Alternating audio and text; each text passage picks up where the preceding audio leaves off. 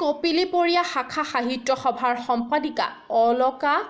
বাথাৰীৰ পিতৃ সংস্কৃতিবিদ প্ৰয়াত নগেশ্বৰ বাথাৰীৰ মৃত্যুৰ শোকত শোকপ্ৰস্তাৱ প্ৰদান।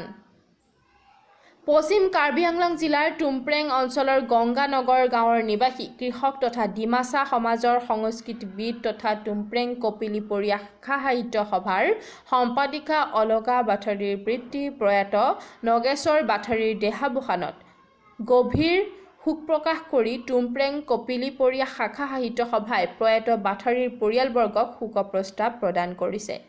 5 নৱেম্বৰ তাৰিখে 2020ত বাৰ্ধক্যজনিত কাৰণত মৃত্যুবৰণ কৰা তথা অসম সাহিত্য সভাৰ পশ্চিম কাৰ্বি আংলং জিলা সমিতিৰ অন্তৰ্গত টুমপ্ৰেং কপিলীপৰীয়া শাখা সাহিত্য সভাৰ সম্পাদিকা অলকা বাথাৰীৰ পিতৃ তথা ডিমাছা সমাজৰ সংস্কৃতিবিদ প্ৰয়াত নগেশ্বৰ বাথাৰী আৰু সৰুকালৰে পৰা জাতীয় লোকসংগীতৰ প্ৰতি বহুতো ৰাপ আছিল বাবেই তেওঁ 12 বছৰ বয়সৰ পৰাই জাতীয় লোকসংগীতৰ ওপৰত চৰ্চা কৰি আহিছিল। সেয়েহে তেওঁ নিজেই ডিমাছা লোক সংস্কৃতিৰ বাদ্যযন্ত্ৰ তৈয়াৰ কৰি ডিমাছা লোক সংস্কৃতিক ধৰি ৰাখি ডিমাছা সমাজৰ লগতে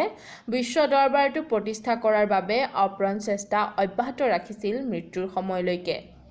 এইজনা সমাজ হিতৈষী প্ৰয়াত নগেশ্বৰ বাথাৰীৰ দেহাৱসানত সমাজখনৰ অপূৰণীয় ক্ষতি হোৱাৰ লগতে এগৰাকী মহান মানৱ সম্পদ এটি যুগৰ অৱসান ঘটিল বুলি অনুভৱ কৰি 18 তাৰিখে টুমপ্ৰেং কপিলীপৰীয়া সাহিত্য সভাৰ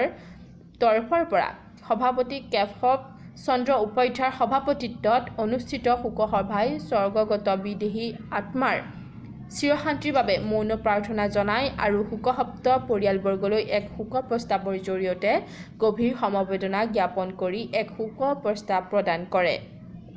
আজি প্ৰদান কৰা শোক প্ৰস্তাৱটোৰ হৈ পৰিয়ালবৰ্গৰ হৈ সমাজ হিতৈষী প্ৰয়াত নগেশ্বৰ বাথাৰীৰ সহধৰ্মিনী ৰণ ফাইডি কেম্প্ৰাই গ্ৰহণ কৰে। পশ্চিম কাৰ্বি আংলঙৰ পৰা ষ্টাফ ৰিপৰ্টাৰ নাৰায়ণ বৰুৱাৰ ৰিপৰ্ট আছাম ফ'কাছ।